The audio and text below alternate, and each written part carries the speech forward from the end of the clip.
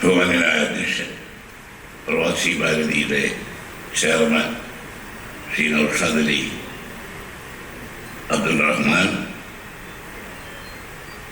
ഇവിടെ ഈ സദസ്സിൽ ആശംസകൾ നേരാനും ചാനലുകൾ ഉദ്ഘാടനം ചെയ്യാനുമായിരിക്കുന്ന ഏറ്റവും ബഹുമാന്യരായ ശ്രീ അജിത് കോളാശ്ശേരി, നോർക്കയുടെ CEO, ഏഷ്യാനെറ്റിൻ്റെ സ്ഥാപകൻ എന്ന് പറയുമ്പോൾ മലയാളികൾക്ക് ഒരിക്കലും മറക്കാൻ പറ്റാത്ത ഒരു നാമധേയമാണ് ഡോക്ടർ റെജി മേനോൻ. ഡോക്ടർ റെജി മേനോൻ, അതുപോലെ ഇവിടെ നമ്മുടെ ചന്ദ്രസേനൻ പറഞ്ഞതുപോലെ മാധ്യമരംഗത്ത് നൂതനമായ സരണികൾ വെട്ടിത്തുറന്ന മാധ്യമപ്രവർത്തകൻ എന്ന് പറയുന്നതിനേക്കാൾ നല്ലത് നമ്മുടെ മാധ്യമരംഗത്ത്, അത് ദൃശ്യ ശ്രാവ്യ മേഖലകളിലെല്ലാം ഇന്ന് ഒരു അത്ഭുത പ്രതിഭാസമായി മാറിയിരിക്കുന്ന ക്ഷീണനായ എന്ന് തന്നെ അദ്ദേഹത്തെ ഞാൻ വിശേഷിപ്പിക്കാൻ ആഗ്രഹിക്കുന്നു. അതുപോലെ ഡോക്ടർ അച്യുശങ്കർ, എൻ്റെ ഏറ്റവും അടുത്ത സുഹൃത്താണ് അദ്ദേഹം. കേരള യൂണിവേഴ്സിറ്റിയിലെ former head of professor department of bio ഇൻഫോർമാറ്റിക്സിൻ്റെയാണ്. അതുമാത്രമല്ല, എനിക്ക് അദ്ദേഹവുമായിട്ടൊരു ബന്ധമുള്ളത്, ഞാൻ ഈ നോർക്ക മന്ത്രിയായിരുന്ന കാലത്ത് അന്ന് മറ്റ് ചില വകുപ്പുകൾ കൂടി എനിക്കുണ്ടായിരുന്നു. അതിനുണ്ടായിരുന്നു ഈ പബ്ലിക് റിലേഷൻസ് ഡിപ്പാർട്ട്മെൻറ്റ്, അതിൻ്റെ കീഴിൽ ഉണ്ടായിരുന്ന സീഡിറ്റ് എന്ന സ്ഥാപനം. അന്ന് അദ്ദേഹത്തെയാണ് ഞങ്ങൾ പോയി കണ്ടുപിടിച്ചതിൻ്റെ ഡയറക്ടറായി നിയോഗിച്ചത്. അദ്ദേഹത്തിൻ്റെ കഴിവുകളും അദ്ദേഹത്തിൻ്റെ അസാധാരണമായ വൈഭവവും ഒക്കെ അടുത്തറിയാവുന്ന ഒരാളാണ് ഡോക്ടർ അച്യുശങ്കർ. ശ്രീ മനോഹരൻ, ശ്രീ ചന്ദ്രസേനൻ MD പ്രവാസി ഭാരതിയെ വാസ്തവത്തിൽ എങ്ങനെയാണ് വിശേഷിപ്പിക്കേണ്ടതെന്ന് ഞാൻ ആഗ്രഹിക്കുകയും, ശബ്ദഗാംഭീര്യം കൊണ്ട് ശ്രോതാക്കളുടെ മുഴുവൻ മനസ്സിലേക്ക് കുടിയേറിക്കഴിഞ്ഞ ഒരു മാധ്യമപ്രവർത്തകനാണ് ചന്ദ്രസേനൻ. നമ്മുടെ ഈ യേശുദാസിനെ വിശേഷിപ്പിക്കുന്നത് ക്ഷീണനായകർക്ക് ഗാനഗന്ധർവൻ എന്നാണെങ്കിൽ, ചന്ദ്രസേനനെ ഞാൻ വിശേഷിപ്പിക്കുന്നത് ശബ്ദഗന്ധർവൻ എന്നാണ്. ആ ഒരു ശബ്ദത്തിൻ്റെ ഒരു ഗാംഭീര്യം, ക്ഷീണനായരുടെ മാധ്യമ ശൈലിക്കൊരു പ്രത്യേകതയുണ്ടെങ്കിലും ചന്ദ്രസേനൻ്റെ മുമ്പിൽ ആർക്കും ശബ്ദം കൊണ്ട് മത്സരിക്കാൻ കഴിയും എന്നെനിക്ക് തോന്നുന്നില്ല. അതുകൊണ്ട് അങ്ങനെയുള്ള ശ്രീ ചന്ദ്രസേനൻ, പ്രിയമുള്ള സഹോദരി സഹോദരന്മാരെ, ചെയർമാൻ പറഞ്ഞതൊരു കാര്യം ഞാൻ പെട്ടെന്ന് ഓർമ്മിക്കുകയും, ഇന്ന് ഞങ്ങൾ ക്ഷണം സ്വീകരിച്ച് വരാൻ പറ്റാത്തവരെല്ലാം നിർഭാഗ്യവാന്മാരാണ് എന്ന് അദ്ദേഹം പറഞ്ഞപ്പോൾ, ഇന്ന് വരാൻ കഴിഞ്ഞ ഞങ്ങളെല്ലാവരും ഭാഗ്യവാന്മാരാണ് എന്ന് എനിക്ക് പ്രത്യേകം മനസ്സിലാക്കി. പ്രത്യേകിച്ച് തോന്നാൻ കാരണം, ഞാൻ ദീർഘകാലം MLA-യും രാഷ്ട്രീയ പ്രവർത്തകരുമായിരുന്നപ്പോൾ ആദ്യമായി AK ആന്റണി മന്ത്രിസഭയിലാണ് അംഗമായത്. അപ്പോൾ എൻ്റെ വകുപ്പ് ഏതാണെന്ന് മാധ്യമങ്ങളൊക്കെ ഒരുപാട് ഊഹാപോഹങ്ങൾ നടത്തി. പക്ഷേ മുഖ്യമന്ത്രി സത്യപ്രതിജ്ഞയുടെ അന്ന് രാവിലെ വിളിച്ചെന്നോട് പറഞ്ഞു, ഞാൻ നമ്മുടെ ഏറ്റവും വലിയ സമ്പത്ത് എന്ന് പറയുന്നത് പ്രവാസി സമൂഹമാണ്, അവർക്ക് വേണ്ടി ഒരു പ്രത്യേക ഡിപ്പാർട്ട്മെൻറ്റ് നമ്മളുണ്ടാക്കി. ആ ഡിപ്പാർട്ട്മെൻറ്റ് വാസ്തവത്തിൽ മുഖ്യമന്ത്രിയാണ് അത് ഏറ്റെടുക്കേണ്ടത് എന്ന് ഞാൻ അദ്ദേഹത്തോട് അഭിപ്രായം പറയുമ്പോൾ അദ്ദേഹം പറഞ്ഞു, അതല്ല, മലയാളികളുടെ ഒരു കേരള സർക്കാരിൻ്റെ അനൗദ്യോഗിക അംബാസിഡറായി ഈ വകുപ്പ് നിങ്ങളെ ഏൽപ്പിച്ചുകൊണ്ട് ഞാൻ ആദ്യത്തെ നോർക്ക മന്ത്രിയായി നിങ്ങളെ സത്യപ്രതിജ്ഞ ചെയ്യാൻ അത് നിങ്ങളോട് ആവശ്യപ്പെടുന്നു. എനിക്ക് വാസ്തവത്തിൽ വലിയ വിഷമം തോന്നി. കാരണം എന്തെല്ലാം വകുപ്പുകളുണ്ട് രാജ്യത്ത്, എല്ലാ വകുപ്പുകൾക്കും ഞാൻ മന്ത്രിയാവുന്ന ആളുകൾ ഏതായാലും നല്ല വകുപ്പുകൾ, ഞാൻ അഴിമതി നടത്താൻ വേണ്ടിയൊന്നുമല്ല, പക്ഷേ ഏറ്റവും നല്ല വകുപ്പ് മന്ത്രിയാകാൻ എല്ലാവരും ആഗ്രഹിക്കുന്നവരെ ഞാനും ആഗ്രഹിച്ചു. അദ്ദേഹം ഇത് പറഞ്ഞപ്പോൾ ഞാൻ പെട്ടെന്ന് എനിക്കൊരു ഷോക്കായി. പ്രവാസി മന്ത്രി, സംഗതി പ്രവാസികൾ നാട്ടിൻ്റെ നട്ടല്ലാണെന്നൊക്കെ പറയുമ്പോൾ, പക്ഷെ മന്ത്രിയായി കഴിഞ്ഞപ്പോഴാണ് ഞാൻ മനസ്സിലായത്, കേരളത്തിൻ്റെ മുഖ്യമന്ത്രിയേക്കാൾ പ്രവർത്തിച്ചാൽ ഏറ്റവും ശക്തമായ പിന്തുണ കിട്ടുന്ന ഒരു വകുപ്പ് പ്രവാസി വകുപ്പ്, പ്രവാസി മന്ത്രിയാണ്. ആദ്യമായിട്ട് ചന്ദ്രസേനൊക്കെ അന്ന് ഏഷ്യാനെറ്റിലാണെന്ന് തോന്നുന്നു. ഞാൻ മന്ത്രിയായിരുന്നപ്പോൾ ദുബായിലേക്ക് പോയ അനുഭവം ഞാൻ ഓർക്കുകയാണ്. സത്യത്തിൽ ഞാൻ അവിടെ ചെന്നിറങ്ങും. അന്ന് റേഡിയോ വളരെ പ്രചാരത്തിലാണ്. അന്ന് മറ്റേ UAE-യിൽ റേഡിയോ ധാരാളം ജനങ്ങൾ കേൾക്കുന്നത് അന്ന് ചാനലുകളേക്കാൾ കൂടുതൽ. ഞാൻ അവിടെ ചെന്ന് ഇറങ്ങുമ്പോൾ ഒരു പ്രധാനമന്ത്രിയോ ഒരു രാഷ്ട്രപതിയോ ഒക്കെ വന്ന് ഒരു രാജ്യത്ത് ഇറങ്ങുന്നത് പോലെ ചാനലുകൾ പ്രക്ഷേപണം ചെയ്യുകയാണ്. എന്താണ്? കേരളത്തിൻ്റെ ആദ്യത്തെ പ്രവാസികാര്യമന്ത്രി ഇതാ വിമാനത്താവളത്തിൽ നിന്ന് ഇറങ്ങുന്നു, അദ്ദേഹത്തിന് ഔദ്യോഗികമായി അവിടെ നിന്ന് സ്വീകരിച്ച എംബസിക്കാർ കൊണ്ടുവരുന്നു. ഇതൊക്കെ റെക്കോർഡ് ചെയ്ത് വെച്ചിട്ട് എൻ്റെ ബന്ധുക്കളെ എന്നെ കേൾപ്പിക്കുകയാണ്. അപ്പൊ പ്രവാസി വകുപ്പിന് ഈ രാജ്യങ്ങളിൽ, ഗൾഫ് രാജ്യങ്ങളിൽ ഇത്രയധികം ജനങ്ങൾ അതിനെ ആകാംക്ഷയോടുകൂടി താല്പര്യത്തോടുകൂടി കാണുന്നു എന്ന് അറിഞ്ഞപ്പോഴാണ് എനിക്ക് മനസ്സിലായത്, എനിക്ക് കിട്ടിയ വകുപ്പ് മറ്റാർക്കും കിട്ടാതെ എനിക്ക് തന്നെ കിട്ടിയത് എൻ്റെ ഭാഗ്യമാണെന്നതാണ്. ആ ഭാഗ്യം പോലെയാണ് ഞാൻ ഇപ്പോഴും കണക്കാക്കുന്നത്. കാരണം ഈ പ്രവാസി ഭാരതിയുടെ ഉദ്ഘാടന ചടങ്ങിൽ എനിക്ക് പങ്കെടുക്കാൻ അവസരമുണ്ടായി. അന്ന് ഇതുപോലെ ഇതിനേക്കാൾ വലിയൊരു ഹാളിൽ നിറഞ്ഞ് കവിഞ്ഞ് ആളുകളായിരുന്നു. ഇതിപ്പോൾ ഇത് ദുബായിലോ അല്ലെങ്കിൽ വേറെ ഗൾഫ് രാജ്യങ്ങളിൽ എവിടെയാണ് നടക്കുന്നതെങ്കിൽ ശരിക്കും ഇതൊരു റേഡിയോ മഹോത്സവം തന്നെയായി മാറുമായി. പക്ഷെ അതുകൊണ്ട് അബ്ദുറഹ്മാനും ചന്ദ്രസേനും ഒന്നും നിരാശപ്പെടേണ്ട. കാരണം ഇത് 42 ദശലക്ഷം മലയാളികളിലേക്ക് പോകുന്ന ഒരു പ്രക്ഷേപണം. അത് നിസ്സാര കാര്യമൊന്നുമല്ല. ഈ 40 കേരളത്തിൽ ഞാൻ നോർക്ക സിഇയോട് ചോദിക്കുകയായിരുന്നു. ഞങ്ങൾ നേരത്തെ ഇതിൻ്റെ ഒരു കണക്കെടുപ്പ് നടത്തി. 40 ലക്ഷത്തിലധികം മലയാളികൾ പ്രവാസികൾ ലോകമെമ്പാടുമുണ്ട്. അതിലൊരു 80% ഗൾഫ് രാജ്യങ്ങളിലാണ്. ഒരിക്കൽ എനിക്കുണ്ടായ ഒരു അനുഭവം പറയുമ്പോൾ അറിയാം പ്രവാസികളെ കുറിച്ച് മറ്റ് രാജ്യങ്ങളിലെ ഭരണാധികാരികൾ എങ്ങനെയാണ് അവർ വീക്ഷിക്കുന്നത്. UAE ഇന്റീരിയർ മിനിസ്റ്ററെ കാണാൻ പോവുകയാണ് മന്ത്രിയായി ആദ്യം ചെല്ലുമ്പോൾ. എന്നോടൊപ്പം വന്നുള്ളത് നോർക്കയുടെ ഡയറക്ടർ കൂടിയായിട്ടുള്ള വൈസ് ചെയർമാനായിട്ടുള്ള യൂസഫ് അലി, അദ്ദേഹത്തിൻ്റെയും കൂടി ഒരുമിച്ചാണ് ഞങ്ങൾ പോകുന്നത്. അദ്ദേഹം സംസാരിച്ച് കഴിഞ്ഞപ്പോൾ യൂസഫ് അലിയോട് ചോദിച്ചു, അദ്ദേഹം UAE ഇന്ത്യൻ പോപ്പുലേഷൻ എത്രയാണ്, മലയാളി പോപ്പുലേഷൻ എത്രയാണ്? യൂസഫ് അലി മറുപടി പറയുന്നില്ല. അത് കഴിഞ്ഞ് ഞാൻ അദ്ദേഹത്തോട് കാലിക്കരിപ്പിച്ചു, എന്താ മറുപടി? എനിക്ക് മറുപടി പറയാൻ അറിഞ്ഞൂടാത്തതുകൊണ്ടല്ല, ആ പോപ്പുലേഷൻ പറഞ്ഞാൽ മോർ ദാൻ UAE നാഷണൽസ് എന്ന് എനിക്ക് ആ കണക്ക് പറയേണ്ടി വരും. അപ്പോൾ ഇന്റീരിയർ മിനിസ്റ്റർ വിചാരിക്കല്ലോ ഈ രാജ്യ വോട്ടവകാശമൊക്കെ കൊടുത്ത് ഇവരെ പുറയ്ക്ക് കേരളീയരാണ് ഏൽപ്പിച്ചു കഴിഞ്ഞാൽ അവസാനം ഈ ദുബായിലെ ഭരണാധികാരികളെല്ലാം പുറത്താക്കി ഈ രാജ്യം ഇവർ കൈയടക്കുമോ എന്ന് അവർ പേടിക്കുമെന്ന് വിചാരിച്ച് ഞാൻ പറഞ്ഞില്ല. അപ്പോൾ എല്ലാ ഗൾഫ് രാജ്യങ്ങളിലും ഞാൻ പോയ അവസരത്തിൽ അവിടെയെല്ലാം ഉള്ള ഭരണാധികാരി അവരും ഇന്ത്യൻ സമൂഹത്തെയും പ്രത്യേകിച്ച് അതിലേറ്റവും കൂടുതൽ അവർ ഇഷ്ടപ്പെടുന്നത് മലയാളി സമൂഹത്തെയാണ്.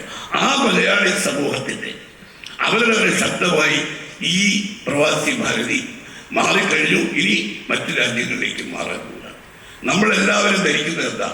ഗൾഫ് രാജ്യം എന്ന് പറയുമ്പോൾ നമ്മുടെ മുമ്പിൽ ഗൾഫിൻ്റെ അല്ലെങ്കിൽ വിദേശ രാജ്യത്തെ നമ്മുടെ മലയാളി പ്രമുഖരായിട്ടുള്ള ആളുകളുടെ ചിത്രമാണ് മനസ്സിൽ വരുന്നത്. ഇപ്പോൾ യൂസഫ് അലി അല്ലെങ്കിൽ രവി പിള്ള, ഗൾഫാർ മുഹമ്മദ് അലി, ഇങ്ങനെ കുറേ ആളുകളുണ്ട്.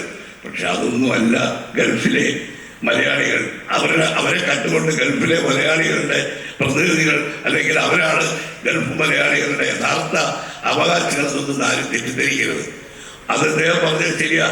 ഇവർ നടത്തിയ പരിപാടിയിലൂടെ ഗൾഫിലെ സാധാരണക്കാരൻ, ഗൾഫിൽ ഈ ലേബർ ക്യാമ്പുകളിൽ കഴിയുന്നവർ, മണലാരണ്യത്തിൽ ജീവിക്കുന്ന ആളുകൾ, അവരുടെ കഷ്ടപ്പാട്, ദുഃഖം, പ്രയാസം ഇതൊക്കെ മനസ്സിലാക്കണമെങ്കിൽ അവരുമായിട്ട് ആശയവിനിമയം നടത്താൻ കഴിയുന്ന സംരംഭങ്ങളുണ്ടാവണം. നമ്മൾ പ്രശസ്തരായിട്ടുള്ള ബെന്യാമിൻ്റെ ആടുജീവിതം വായിച്ചിട്ടുള്ളവരാണ്, സിനിമകളുണ്ട്. ആ ആടുജീവിതത്തിൽ അറിയാൻ ഒരു സാധാരണ മലയാളി എത്രമാത്രം അവിടെ ഒരു ജോലി സമ്പാദിക്കാൻ പെടുന്ന പാട്, ജോലി സമ്പാദിച്ചു കഴിഞ്ഞാൽ അവൻ കഷ്ടപ്പെടുന്ന അവസ്ഥ, ഇതെല്ലാം നമുക്ക് മനസ്സിലാക്കാൻ. ഇന്നും അത് പൂർണ്ണമായും നമുക്ക് നമ്മുടെ 2 രാജ്യങ്ങൾ, കേരളവും ഇന്ത്യയും ഗൾഫും തമ്മിൽ വിദേശ രാജ്യങ്ങളുമായിട്ടുള്ള ഈ ഡയസ്പോരയെ സംബന്ധിക്കുന്ന ഒരുപാട് പരസ്പര ധാരണകളൊക്കെ ഉണ്ടാക്കിയിട്ടുണ്ട്, എഗ്രിമെന്റ്. അതിലൊന്നും തന്നെ സേവന വേതന വ്യവസ്ഥകളെ സംബന്ധിച്ച് വ്യക്തമായ വിവരങ്ങളൊക്കെ ഉണ്ടെങ്കിലും അത് പാലിക്കുന്നുണ്ടോ എന്ന കാര്യം സംശയമാണ്. അതുകൊണ്ടാണ് ഈ പ്രവാസികൾക്ക് സമ്പാദ്യത്തിന് വേണ്ടി ചെട്ടി. ഇതെല്ലാം ഞാൻ ഈ ആദ്യത്തെ മന്ത്രിയായപ്പോൾ ഞാൻ നോക്കുമ്പോൾ വകുപ്പില്ല, അതിന് പ്രത്യേക ബജറ്റ് ഉണ്ടില്ല, അതിനൊരു സംവിധാനമില്ല. ഇതെല്ലാം ആദ്യത്തെ 3.5 വർഷക്കാലം ഞാൻ മന്ത്രിയായിരുന്ന കാലത്ത് അത് ഉണ്ടാക്കി എന്നുള്ളതാണ് ഇതിൻ്റെ സ്ഥാപക അല്ലെങ്കിൽ ആദ്യത്തെ നോർക്ക മന്ത്രി എന്ന നിലയ്ക്ക് എനിക്ക് ഈ വലിയൊരു ജനവിഭാഗത്തെ നമുക്ക് കേരളത്തിലെ ഇതിലേക്ക് ബന്ധപ്പെടുത്താൻ ചെയ്ത ഒരു കാര്യം. യഥാർത്ഥത്തിൽ വിദേശകാര്യ പ്രശ്നങ്ങൾ കൈകാര്യം ചെയ്യാൻ ഭരണഘടനാപരമായ അവകാശമുള്ളത് കേന്ദ്ര ഗവൺമെന്റിനാണ്, ഫെഡറൽ ഗവൺമെന്റിനാണ് എക്സ്റ്റേണൽ അഫയേഴ്സിന്റെ എല്ലാം ചുമതല. പക്ഷെ ഇത് നമുക്ക് കേരളത്തിൽ ഇങ്ങനെ ഒരു വകുപ്പുണ്ടായപ്പോൾ അതിന്റെ മാതൃക സ്വീകരിച്ച് ഇന്ത്യൻ പഞ്ചാബ് പല സംസ്ഥാനങ്ങളിലുണ്ടായി. കേരളത്തെ സംബന്ധിച്ചിടത്തോളം കേരളത്തിന്റെ സമ്പദ്ഘടനയെ താങ്ങി നിർത്തുന്ന, കേരളത്തിൽ ഏതെങ്കിലും ഒരു വീട്ടിൽ ഒരു വിദേശത്ത് പ്രവർത്തിക്കുന്ന ആളില്ലാത്ത ഒരു അംഗമില്ലാത്ത ഒരു കുടുംബം നമ്മുടെ നാട്ടിലുണ്ടോ? നമ്മുടെ വാസ്തവത്തിൽ സാധാരണ നാട്ടിൻപുറത്ത് പറയുമ്പോൾ ലക്ഷ്യങ്ങൾ കഞ്ഞി കുടിച്ച് കഴിയുന്നത് കേരളത്തിന്റെ എല്ലാ ഐശ്വര്യത്തിന്റെയും പ്രധാനപ്പെട്ട കാരണം എന്താ? വിദേശ രാജ്യങ്ങളിൽ ജോലി ചെയ്യുന്ന നമ്മുടെ മലയാളികളാണ്. അതിൽ ഏറ്റവും കൂടുതൽ നാട്ടിലേക്ക് പണം അയക്കുന്നവർ ഗൾഫുകാരാണ്. ഇപ്പോഴും മലയാളി എന്ന് കേൾക്കുമ്പോൾ അഭിമാനപൂരിതമാകുന്ന അന്തരംഗവുമായി നിൽക്കുന്ന ആളുകൾ മലയാളികളാണ്. ലോകത്ത് അമേരിക്കയിലോ കാനഡയിലോ ഒക്കെ പോയാൽ അവർക്ക് നാടിനെ കുറിച്ച് അറിയാൻ ആഗ്രഹമുണ്ട്. നാടിന്റെ ഓരോ ചലനങ്ങളും കേൾക്കാൻ അവസരം കിട്ടിയാൽ അവരത് കാതോർക്കും. പക്ഷേ ഈ നാടിനോട്, ഈ നാടിന്റെ പുരോഗതിയിൽ, ഈ നാട്ടിലെ ജനങ്ങളുടെ നന്മയിലൊക്കെ ഏറ്റവും കൂടുതൽ താല്പര്യമുള്ളത് നമുക്ക് വാസ്തവത്തിൽ ഗൾഫ് രാജ്യങ്ങളും അതുപോലെ എല്ലാ വിദേശ രാജ്യങ്ങളും അവരിലേക്കാണ് പോകുന്നത്. 20 രാജ്യങ്ങളിൽ ഈ ശാസ്ത്ര സാങ്കേതിക വിദ്യയുടെ ആധുനിക എല്ലാ പുരോഗതിയും പ്രയോജനപ്പെടുത്തിക്കൊണ്ട് ഒരു നിമിഷം കൊണ്ട് ഇപ്പോൾ എനിക്ക് വളരെ സന്തോഷമുണ്ട്. കാരണം UAE-യിലും ഒമാനിലുമുള്ള ചാനലാണ് ഞാനിതാ ഇവിടെ ഉദ്ഘാടനം ചെയ്യുന്നത്. അപ്പോൾ UAE-യിലും ഒമാനിലും റേഡിയോ കേൾക്കുന്നവരെല്ലാം ഇത് കേട്ടുകൊണ്ടിരിക്കുകയാണ്. നേരത്തെ ഇവിടെ ഉദ്ഘാടനം ചെയ്തത് ശ്രീലങ്കയിലും ഇന്ത്യയിലും അല്ലേ? അതെ, അവര്. അപ്പൊ ഇത് ഈ ചാനൽ, ഈ പ്രവാസി റേഡിയോ വാസ്തവത്തിൽ ഇത് 18 മന്ത്രിമാർ രീതിയിൽ പങ്കെടുക്കേണ്ടതാണ്. എന്താണെന്നറിയാമോ? ഇതിന്റെ അനന്തമായ സാധ്യത ഒരു ഗവൺമെന്റിന് ഈ 42 ദശലക്ഷം ആളുകളിലേക്ക് എത്താൻ, വോട്ടിന് വേണ്ടിയായാലും ഇപ്പോ ഏതായാലും വലിയ നിയമയുദ്ധങ്ങളൊക്കെ നടത്തി നമുക്ക് ഈ വിദേശ മലയാളികൾക്ക് വോട്ടവകാശം എന്നുള്ളത് നമ്മൾ അംഗീകരിച്ചു കഴിഞ്ഞു. മൻമോഹൻ സിംഗിന്റെ കാലത്ത് നടന്നൊരു വലിയൊരു വിപ്ലവകരമായിട്ടുള്ള ഇതാണ്. ഇന്ത്യൻ ജനാധിപത്യത്തിൽ ഇവർക്ക് പങ്കാളിത്തം കൊടുക്കാൻ സ്വന്തം വ്യക്തിത്വം, അസ്തിത്വം അത് നമ്മുടെ മാതൃരാജ്യം അംഗീകരിക്കണം എന്നുള്ളതായിരുന്നു പ്രവാസികൾ അന്ന് വോട്ടവകാശത്തിന് വേണ്ടി ശബ്ദിച്ചപ്പോൾ പറഞ്ഞത്. അത് അംഗീകരിച്ചു. അതിപ്പോൾ നടപ്പിലാക്കുന്നതിനുള്ള ചില സാങ്കേതിക തടസ്സങ്ങളേ ഉള്ളൂ. ഇപ്പോഴത്തെ ഗവൺമെന്റിനും ഇത് കൊടുക്കുന്നതിനെ കുറിച്ച് ഒരുപാട് ആശങ്കകളുണ്ട്. പക്ഷെ എന്നാലും 42 ലക്ഷം മലയാളികളെ കേരളത്തിന്റെ വികസനത്തിൽ, പുരോഗതി പങ്കാളികളാക്കാൻ, അവരുടെ കുടുംബങ്ങളുമായിട്ടുള്ള ബന്ധം ശക്തിപ്പെടുത്താൻ എല്ലാം ഉപയോഗിക്കാവുന്ന ഏറ്റവും ഫലപ്രദമായ മാധ്യമമാണ്. ഞാൻ മന്ത്രിയായി കഴിഞ്ഞ അവസരത്തിൽ ശ്രീ റജി മേനോൻ, അന്ന് അദ്ദേഹം ഏഷ്യാനെറ്റിന്റെ ചെയർമാനാണ്. അന്ന് ഏഷ്യാനെറ്റുകാര് അതിനുശേഷമാണ് മുഖ്യമന്ത്രി നയനാരുമായി മുഖ്യമന്ത്രിയോട് സംസാരിക്കാമെന്ന പരിപാടി ആദ്യം തുടങ്ങിയത്. പ്രവാസി മന്ത്രിയോട് സംസാരിക്കാം. എല്ലാ ആഴ്ചയും ഒരു മണിക്കൂർ പ്രവാസികളിൽ നിന്ന് അവരുടെ അഭിപ്രായങ്ങൾ, അവരുടെ അപരാധികൾ, അവർക്ക് നാട്ടിലുള്ള പ്രശ്നങ്ങൾ ഇതൊക്കെ നേരത്തെ വരുത്തി ഞങ്ങൾ ക്യാബിനറ്റിലൊരു തീരുമാനമെടുത്തു. ജില്ലാ കളക്ടർമാർക്ക് എല്ലാ പോലീസ് ഉദ്യോഗസ്ഥന്മാർക്കും കൊടുത്തു. അപ്പോൾ നാട്ടിലൊരു വസ്തുതർക്കം അല്ലെങ്കിൽ നാട്ടിലൊരു കേസുണ്ട്, അതിന്റെ അവസ്ഥ ഇന്നെന്താണ്, എനിക്ക് നാട്ടിൽ വരാൻ വയ്യ, എനിക്ക് ജാമ്യം കിട്ടുമോ, എന്നെ ജയിലില്ല, ഇങ്ങനെയുള്ള ചോദ്യങ്ങളായി. ഞാൻ പ്രവാസികാര്യ വകുപ്പ് മന്ത്രിയായതുകൊണ്ട് എൻ്റെ സ്റ്റാഫിൽ നല്ലൊരു വിഭാഗം ഈ നോർക്കയുടെ കാര്യങ്ങളാണ് കൈകാര്യം. ഇതിനെല്ലാം മറുപടി ഉദ്യോഗസ്ഥന്മാരിൽ നിന്ന് വാങ്ങി നേരിട്ട് അവർ ആ സമയത്ത് ഈ ഏഷ്യാനെറ്റിൽ വരികയാണ്. അവർ ചോദിച്ചു ഞാൻ മറുപടി പറയും. പക്ഷെ എന്തുമാത്രം ഈ വകുപ്പ് യഥാർത്ഥത്തിൽ പ്രവാസികാര്യ വകുപ്പിലെ ഒരു വകുപ്പാക്കി മാറ്റിയതിൽ അന്ന് ഏഷ്യാനെറ്റ് നടത്തിയ പരിപാടിയാണ് ഏറ്റവും പ്രയോജനപ്പെട്ടത് എന്നുള്ളത് ഞാൻ ഈ അവസരത്തിൽ ഓർമ്മിക്കുകയാണ്.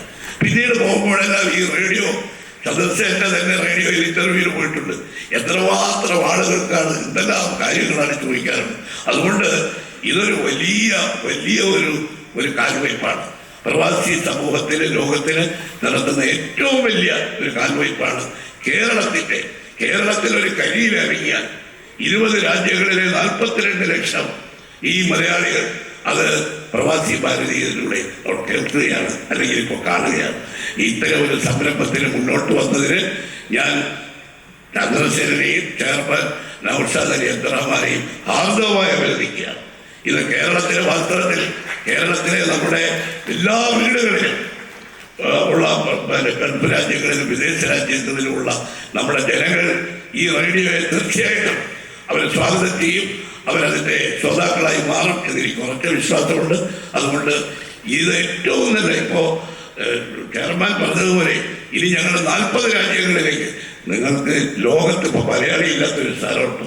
ചന്ദ്രനിൽ ആദ്യമായ ആളിറങ്ങിയപ്പോൾ ആദ്യം അവിടെ ആ ചന്ദ്രൻ തമാശയുടെ പറയാനുണ്ടല്ലോ, ആദ്യം അവിടെ ഒരു ചായ കുടിക്കാനുണ്ടോ എന്ന് ചോദിച്ചപ്പോൾ നമ്മുടെ നായരുടെ ചായക്കടയിൽ പോകാൻ പറഞ്ഞ കഥ നമ്മളൊക്കെ എല്ലാം പറയാറുണ്ട്. മലയാളി ഇല്ലാത്തൊരു ഭൂഖണ്ഡമില്ല, മലയാളി ഇല്ലാത്തൊരു ഒരു രാജ്യവും ലോകത്തില്ല. എവിടെയെല്ലാം മനുഷ്യരുണ്ടോ അവിടെയെല്ലാം മലയാളികളുണ്ട്. ഇനിയിപ്പോൾ ഖത്തറിലെ ആൾക്കാർ കുത്തി അവിടെയൊക്കെ പലതും നട്ടുപിടിപ്പിച്ച് അവിടെ വലിയ ജനവാസം വരുമ്പോൾ ഒരു സംശയവും വേണ്ട, അവിടെ ഏറ്റവും കൂടുതൽ പോയി താമസിക്കാൻ പോകുന്നത് അല്ലെങ്കിൽ കച്ചവടം നടത്താൻ പോകുന്നത്, ജീവിക്കാൻ പോകുന്ന മലയാളികളായിരിക്കും. ആ മലയാളി പ്രവാസം തുടങ്ങിയിട്ട് എത്ര കാലമായി, ചരിത്രാതീത കാലം മുതൽ ഈ പ്രവാസം നടത്തി വരുന്ന മലയാളികൾ, ആ പ്രവാസനം കൊണ്ട് മാത്രം ഈ കേരളം ഇത്രയധികം പുരോഗമിച്ച ഈ നാടിന് ഇങ്ങനെ ഒരു മാധ്യമം എന്ന് പറയുന്നത് തീർച്ചയായിട്ടും നാട്ടിലെ മുഴുവൻ ജനങ്ങളും ഇതിനെ പൂർണ്ണമായും സ്വാഗതം ചെയ്യുന്നതാണ്. ഈ പ്രവാസി ഭാരതീയ റേഡിയോയ്ക്ക് എല്ലാവിധ ഭാവുകങ്ങളും ആശംസകളും നേരാൻ ഞാൻ ഈ അവസരം ഉപയോഗിക്കുന്നു. എല്ലാവർക്കും എൻ്റെ നമസ്കാരം. ജയ് ഹിന്ദ്. നന്ദി സർ. UAE, ഒമാൻ രാജ്യങ്ങളിലെ ശ്രോതാക്കൾക്കായുള്ള Pravasi Bharathi radio channel 2 launching ബഹുമാനപ്പെട്ട MM ഹസൻ സാർ നിർവഹിക്കുകയാണ്. Welcome to Pravasi Bharati Radio Network, Channel 2, UAE and Oman. നമസ്കാരം പ്രിയ ശ്രോതാക്കളെ. UAE, ഒമാൻ എന്നീ രാജ്യങ്ങളിൽ വസിക്കുന്ന മലയാളികൾക്കായുള്ള പ്രവാസി ഭാരതിയുടെ പ്രക്ഷേപണം ആരംഭിക്കുന്നു.